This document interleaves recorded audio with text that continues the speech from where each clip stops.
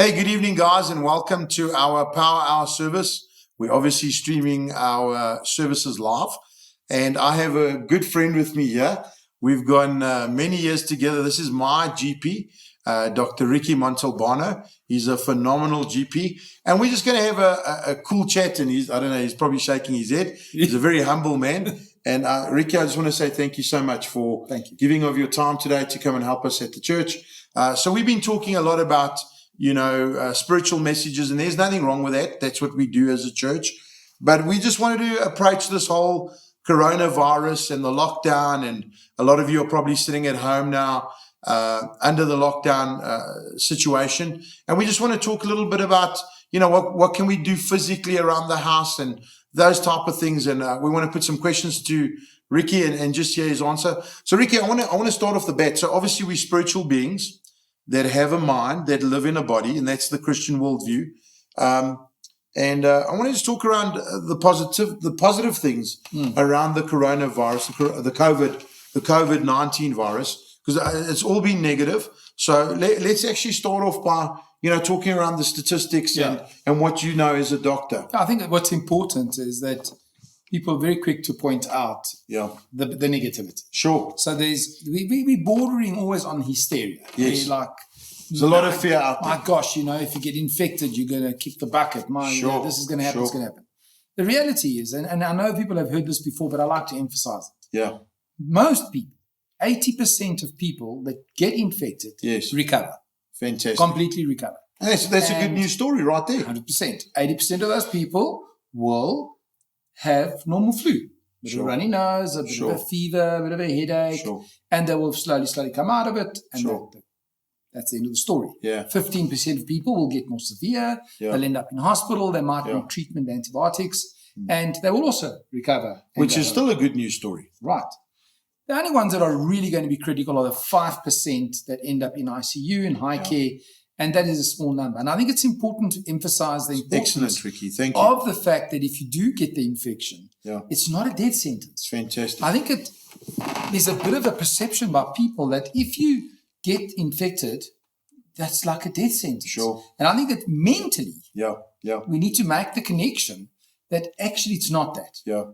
If you get infected, you're going to have flu. Sure. And chances are you're going to recover. There is a group of people that it will have a much worse outcome for. Sure. But the majority of people will recover fully. 95%, 95% are going to be good to go. 80% of people will be good without anything, and the other 15% a little bit of a wobble, but they'll also be good. That's an important thing. Sure. Because I think otherwise we start focusing on the negative. Yeah. People start becoming hysterical, and they start talking about taking colloidal silver. And, crazy stuff. I mean, crazy stuff. I get messages. Please don't take that. I'm not a doctor, but I just know already that doesn't sound good. It's nonsense. It doesn't work. And there's lots of other things. Yeah. They're even going around marketing self-test kits where you can do your own. And that's not available right now. Well, no. The products that are available on the market are, first of all, not registered with the Medicines Controls Council. The reliability is a question, and the outcome of that is problematic. And also, if you're buying it to test other people, you can actually infect yourself if you don't know how to do it properly. That's crazy. So, a lot of misinformation. I think the big, and that is, by the way, a big thing. Yeah. The amount of misinformation is crazy. I'm inundated on a daily basis with the amount of nonsense that people hear that then spread around. Yeah. It's crazy. At one stage where they were saying that when you greet people, it falls on the surface, and then it lasts for so many hours on wood, and so many hours in steel, and so many hours in your clothing, and so many hours. That's not true. Okay. Right now, the studies that have been conducted or not been conducted on how long the virus survives, no one really knows. Yeah. So what we are saying is, if the surface you got worried, the surface being contaminated, wipe it down. 0.5% chlorine. You can take 1 capful in a liter of water. Fantastic. Use that, wipe it down. Awesome. Otherwise, alcohol, 70% alcohol products to clean, wipe, whatever. Ricky, just on that point, before we get into some of the questions, it's awesome. And I love, I don't want to say the angle, because it's the facts, is that, there's a good chance you're going to survive this. And there is a lot of hysteria out there. And I want to just ask you around misinformation and false stories and a lot of fake news that's happening right now, because it's out there and people on social media platforms. What would you suggest is just a good way to fact check your information that you're getting. Because I think that is just absolutely crazy right now with the amount of stuff. Would it just run the story through fact check? I know you got fact check. That there is a website. There is a website called Fact Check, I think. But what I do personally as a medical doctor, I've subscribed to the National Institute of Communicable Diseases. They've got a newsletter.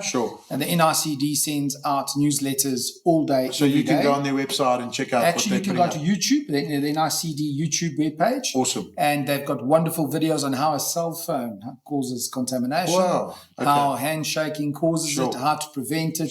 Some nice, cool videos. Some of them are a bit boring, but they're getting there. They're slowly. And it's the all best thing is facts-based. go to NICD, get it from the horse's mouth. Go to WHO site, the World Health Organization. Excellent. The Center for Disease Control. Don't listen to people that are talking, that are politically that are opinionated and not political. They are not experts in their fields. Absolutely. Don't listen to your neighbor.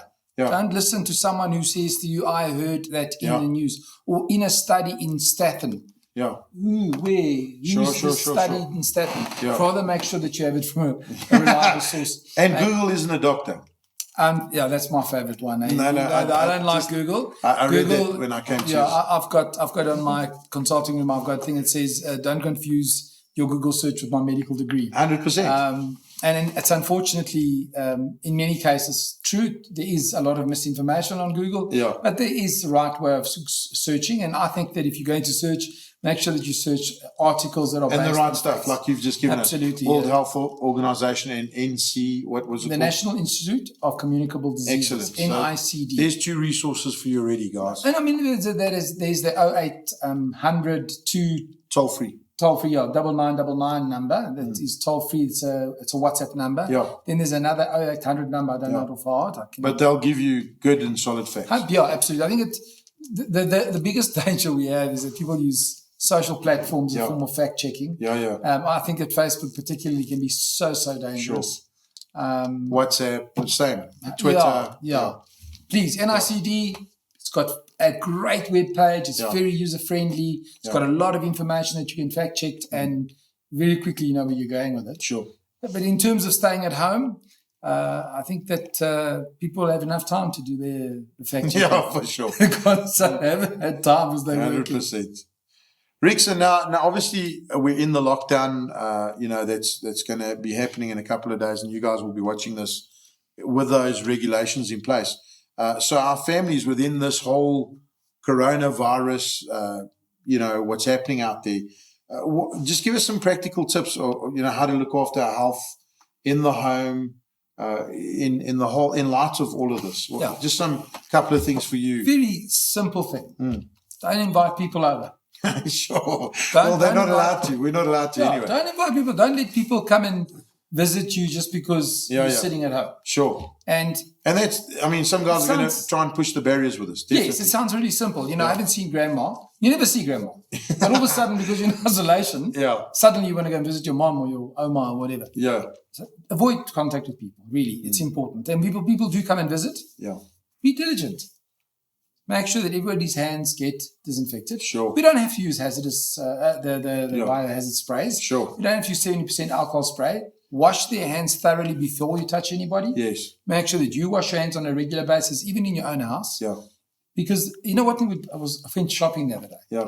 And I noticed that my wife picked all the stuff. And when you go in, you get the cloth to wipe your hands and then you wipe the trolley. But then you touch all these other items that have been packed by people who may not have practiced very good hand hygiene. Which is 1 in every 5 South Africans wash their hands. Which scary, is crazy. So I know that these little tear-out things have been at the shopping centres for years now. Spas had it for years, Checkers had it. And I've always used it. I always feel so self-conscious, like I'm the only oak, like, kyk vir daai, shame, man. So Anders fail. I take it out, wipe my trolley. Suddenly, everyone's... Now there's a box this big, full of rubbish because people wipe their hands. The important part is, when you've done your shopping, because we're all going to do our shopping during the lockdown period, we're all going to have to go out and buy bread and milk. So you wipe your trolley before you go in and you wipe your hands. When you leave, take that cloth, wipe your hands again. When you get home and you're about to unpack, make sure that you unpack everything and then go and wash your hands again. because those things could have been contaminated. Fantastic. People forget about the basic, simple things. Sure. And the problem with food articles is that when you're preparing your food, you're going to touch the products. Now, it doesn't contaminate in food because the virus dies very quickly once you cook it. Yes. It doesn't like to live outside the human body. Yes. But the problem is that when you're cooking, you're going to touch with your fingers and taste. Yeah. If you haven't washed your hands, it was a danger. Sure. Which is really scary. I saw a meme the other day that said, we thought that by 2020 we'd have flying cars. Instead, we're still teaching people how to wash their hands. It's crazy. It's funny, but it's funny. Crazy, yeah. But yes, that's the important part. And I think with kids, it's a difficult one, specifically if you've got small ones. Yes, little toddlers. Because everything goes into their mouths. Yes. So I think parents have to be careful not to become too neurotic about it. Yeah. But certainly things that they're in the house all the time, once you've sterilized and they stay in the house, it's your own family germs that you're contaminating. You must prevent the germs from outside. So like the Panayi germs versus the Fundamava versus the Sitoli germs. They 100%. Those are germs to us. And there are South African germs versus non-South African germs. Wow. So for example, if you visit a foreign country, often you can get diarrhea because you've picked up an E. coli strain that we don't used to. That's crazy. It's called traveler's diarrhea. Okay. Just off the cuff. Yeah. Not really that important, but anyway. No. So I think those are simple things in terms of looking after your family at home. Yeah. Yeah, and then the other things are always remember that in the household, things are not always clean as you think because there are things that have been packed away that you don't remember. Sure. So, for example, you might have packed a little tuna, a John Dory tuna. What do they call John? Yeah. That's the little tuna thing. Yeah. You pack it away and you forget about it. Maybe it's been in the last 3, 4 weeks, 5 weeks. So it's again. Be careful. Your hands. Wash your hands. Yeah. Rex, I think you answered the other question that when we go out, you spoke a lot about keeping your hands clean and being aware of everything you're touching. Coming back home. Interesting question, and I know we might get an unorthodox answer from you, backed by studying, of course. Any supplements we can take or foods to eat at home while we're in this lockdown period that can boost your immune system? Because I know there's a school of thought that says immune boosters, and then there's a school of thought that says, hang on, guys, just eat nutritional food. Your view? Well, I'm going to give you a bit of perspective. Yeah. So initially, the vitamin industry really became popular in the 70s when the world started becoming aware of countries like Ethiopia where people were literally starving to death. Yeah. What they found was that if they gave those people food, they died anyway. The food wasn't absorbed. So they found out one of the reasons why that was happening was because in the stomach, where there's little villi, area in the bowel that absorbs your nutrients, had died in these people because they had eaten so little. Wow. And even if you gave them vitamins, it went through their body. Yeah. So they started introducing vitamin injections in order to boost them up. Yeah, so the body would take. And the body would then start producing the microvilli again in the bowel, and then you could feed them normal food and slowly improve the food quality. Yeah. So that they could eventually absorb it. So the vitamins really came from that. Okay. And then, of course, the oral vitamin industry came about. And there is a benefit to vitamins. There are people that are vitamin D deficient. There are people who have got iron deficiencies. There are people that do genuinely have vitamin deficiencies. And people with immune systems that are down. They are. So that does help. There are. Yeah. People that are, for example, advanced HIV status. People who are in severe hepatitis B. Chemotherapy patients. Yes. Hepatitis patients. Yeah. People that are ill. Yeah. But most people. Have a health. Most people. We have other problems in this society. We are not like Ethiopians. We are rather on the large side. We eat too much food. That's right. You can see we eat healthily, and if you eat healthily, you eat enough food. Yes. Even if you eat just a packet of crisps a day, in a packet of Simba crisps, there's enough vitamins and irons and chemicals to keep you going for a whole day. And a lot of other stuff that you don't need. And a lot of stuff you don't need. Yeah. So generally in society, we have a problem with overeating rather than undereating. And that's what we do. Having said that, So that's one perspective. Is an immune booster. So the other thing is, there were studies done by many universities over the years, all over the world. Oxford University, Stanford University, all these fancy universities, to see if there was a benefit if vitamins prevented illness. In particular, the one I want to mention is vitamin C, because vitamin C is believed in today's society, if you take vitamin C, it's not miracle vitamin. Yeah. Actually, vitamin C doesn't prevent flu. It makes absolutely no difference. And anyone who doesn't believe me can go look up on Google vitamin C prevention scholarly articles. Don't put just vitamin C, because then Google throws at you. Yeah. Go to scholarly articles. Then what happens is you go to, it searches for articles that have come out of universities. Yes. Not the guys that give you opinion. In a study conducted by, and they've got 10 people. Sure. These studies are peer-reviewed, they're proper checked, there's 10,000 people. So there's a placebo effect happening. Yeah, they're a double-blind trial. That's when you take it and it's working. So they take that out. And yeah, no benefit vitamin C. Another interesting thing, for example, vitamin. Everybody thinks that carrots have got a lot of vitamin A and they are good for your eyes. Yeah. Then see, I can see you clearly. No. Because I eat a lot of carrots. 100%. Very happy for you. But actually, there's no studies to prove that vitamin A improves vision at all. Okay. And where that came from was during the Second World War. I see. The British had discovered the sonar. Yes. And they could tell when the German planes were coming because they could see it on the sonar. So in order to block and confuse the Germans, they spread a rumor amongst the spies that the reason that the British pilots were so good is because they had a lot of carrots and it improved their vision. I see. And it stuck so much that the we medical believe it industry tells people to eat carrots because it's good for their eyes. But there's no studies to prove that it makes any difference. It's amazing. But yeah, so is there anything you can do now? I don't think so. Having said all of these things, it's good to have a good healthy diet. Fantastic. Vegetables. Yes. Starch, 1/4 of your plate. Yes. Half of your plate must be vegetables and salads. Yeah. 1/4 of your plate should be a protein of some sort. And perhaps a little being South African, we have to have protein. 100%. Yeah. If you have a good, healthy diet, and by that means a starch, a protein, a vegetable, salad, 3 times a day, there's no reason for you to get ill. So your immune system will be good. 100%. The biggest problem, of course, is overeating. We miss our breakfast. Sure. We miss our lunch when we're working, and then we get home at night, and most of us eat at night in South Africa. I think the reason why Italy is having a lot of problems because they've got a lot of old people, nonagenarians and octogenarians, the highest number in the world, by the way, of 90-year-olds and 80-year-olds in the world live in Italy. Wow. And they have got that old because they had a good lifestyle. They ate at lunchtime, not at night. They had a lot of food was picked in the gardens and the natural markets, whereas we go to eat processed foods, you know? Sure. So I don't believe that there's anything specific in terms of immune booster. I think the other major factor is if one can avoid stress.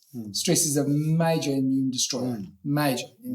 Adrenaline was designed for a split-second decision. And we run on it. And especially in Gauteng. Especially in Gauteng, 100%. It's a very stressful place to live. Yeah. So that's it from my story from an immune booster perspective. Fantastic. Bit different, I know. No, but that's why I like having you. So, Rex, I just want to talk, switching gears there, going from the body to the mind. Obviously, we got this lockdown coming up. A lot of people are going to get cabin fever. They can't go out the way they used to. What can we do to stimulate our minds? Just some suggestions from a medical perspective. From a medical perspective, I think that everybody knows in order for you not to get cabin fever, you do need to stimulate your mind. Yeah. There's nothing worse than to be sitting in front of a TV and watching TV all day long. Sure. In today's day and age, we're fortunate in the sense that there's a lot of social media out there, and you can, I watch YouTubes all the time. Sure. Stimulating. That you're interested in. You can go onto internet and search things, go onto things that you're interested in. But you need to do things that are actually involve thinking. Oh, okay. I think the dangerous part about today's society is we sit in front of the TV and we absorb. Passive. There's no thinking. Correct. So we need to just make sure that whatever you do, whatever you engage in, it involves thinking. Yeah. So reading does that for you. Reading does it for you. Crosswords. Fantastic. I love that. Things like that that's really important. So you got to get this engine going. 100%, definitely. I think that the physical side of it, probably if you've got a gym at home, if you've got a cycle at home to cycle on the spot. I think you're right. If you live in a complex, you're lucky enough you can cycle around your complex. And that's important. Play outside with your dog. Throw a bone and let the dog throw the ball, Sure. Keep yourself active. Maybe play with your kids and your family. Sure. A bit of touch rugby, whatever you want to call it. But certainly sitting in the house all day, every day, will drive you insane. Yeah. No, thanks, Rix. And then I think what are the symptoms around this? I think we know what it is. And if we show symptoms, what should we do? Okay, so I think what's important about the symptoms, because most people know what flu symptoms are. Yeah. So the WHO classification says that you must be careful that you have COVID virus if you have one of the following. And the list has grown. So initially it was sore throat, dry cough, and fever. Sure. Then they said if you show any signs of shortness of breath, you must seek for medical advice. It's very important. Yeah. Now they've added nausea and vomiting, and they've had a diarrhea. So any one of those, you're going to be careful. Yeah. The critical factor is if you have been in contact with someone who has been diagnosed with corona. That's the one. Very important. And also that you've been in contact with someone who's traveled. Yeah. The person that I saw today, her colleague's daughter came from the United Kingdom and stayed here for 10 days. And she came to work and was coincidentally telling everybody that her daughter had come to visit and had flu, and now she was getting flu. And suddenly the penny dropped and everyone said, hold on a second. When did your daughter leave? No, she left last night. My daughter got back to the UK. They got there. They thermo-checked her. She was feverish. She tested COVID positive. Now... it changes everything. Everything changes because now the people that were at work with her were exposed to somebody who potentially could have got it. In fact, it's been confirmed now that the lady who went to work has also had corona. Sure. And now the people around her, an entire floor in a complex, in a big corporate company has been shut down. Everyone's gone home and they need to quarantine. So their travel history is very important. Exposure to anyone that's traveled. That's the key factor. Okay. Having said that, there are, I think at the last count, about 198 people that are positive, local, but we don't know if it was any travel history or not. Okay. I think if you have a contact on a contact on a contact, eventually you lose where the contact starts. Sure. Rick's last question, I want to ask you if we show those symptoms, is there something we can take or do we immediately just go to the doctor to help with those symptoms? Good question. Yeah. So I think the important thing is that if you develop symptoms of flu, generally, if you thought you were getting flu, you wouldn't just rush to the hospital or rush to the doctor. Sure. You would probably weigh the symptoms through, take symptomatic treatment, and that's what I would advise people to do. So take, sinus medication or runny nose or Carenza C, Corix, whatever you like, in order for the symptoms. However, if you get those symptoms and you think you've been exposed to anybody who's traveled, that's a totally different story. Yeah. And if you start getting shortness of breath, immediately that's another story. Okay. And what is recommended by the WHO and the NICD is that you don't go to hospital. Okay. Because when you go to hospital, there's a waiting room full of potentially sick people. Wow. So either you don't have it and now you might pick it up, or you do have it and you're going to infect other people. Yeah. So the best is to phone your doctor, tell the doctor what the symptoms are. Doctors in their practices have got screening procedures. Okay. I, for example, in my practice have that. So anyone who's coming, if we know they're going to have, that they've got symptoms of flu, as soon as they arrive, they have to sanitize their hands. They have to put a mask on, and I make them wait in a separate room. Yeah. So that we don't have any risk of infecting anyone else. Yeah. And I think that's the important part. Make sure that you don't go rushing to any casualty. Phone your doctor, go to the doctor's house, to the doctor's rooms, and make sure that you are at least being diligent about exposing other people. It's really, really important. Yeah. One of the ways that you can also do it is it was interesting that someone the other day came to me and said, what about if I wear a dust mask? A dust mask is quite pointless. It doesn't make any difference at all. Because the dust mask unless you're in a dusty room. Unless you're in a dusty room. Then it will help. It will help for the dust. Yeah. So, you don't need to wear any mask. You go to the doctor. The doctor will, when you arrive at the doctor's rooms, they'll give you the mask and you sanitize your hands and in you go, and they'll wait and treat you from there. Sure. Most people will be able to ride this flu out at home on their own just by using normal flu mixtures. Great news. So, Rex, thank you so much. Is there anything from a doctor's point of view that you just want to add before we close? Thinking about the whole scenario, I think we maybe end where we started. I think I loved your angle of looking at this virus from a very positive point of view. The mass hysteria. Maybe we should end on that. Just as a doctor, what is concerning to you? And we can close off on that. Okay. So what is concerning for me is that as much as we mustn't be hysterical, people need to obey the lockdown. Good. And they must stay at home. Excellent. And my fear for that is that we have in South Africa 7 million diagnosed HIV positive patients and approximately 7 million diagnosed TB patients. Wow. Unfortunately, only about 5 million HIV patients on treatment and only about 5 million TB patients on treatment. This is very serious. So potentially, those people are all immunocompromised, and that is very serious. Very dangerous. This is not a flu that's going to affect the average person. It's the flu that's going to affect the poor, the stricken, People who have got poor sanitary conditions, they are living overcrowded in poor environments, and we need to consider not spreading this disease for those people. 100%. So then it will be a pandemic. On the positive side, I am 100% sure that 95% of us will come out of this looking back and saying, wow, what a ride. It was done and dusted.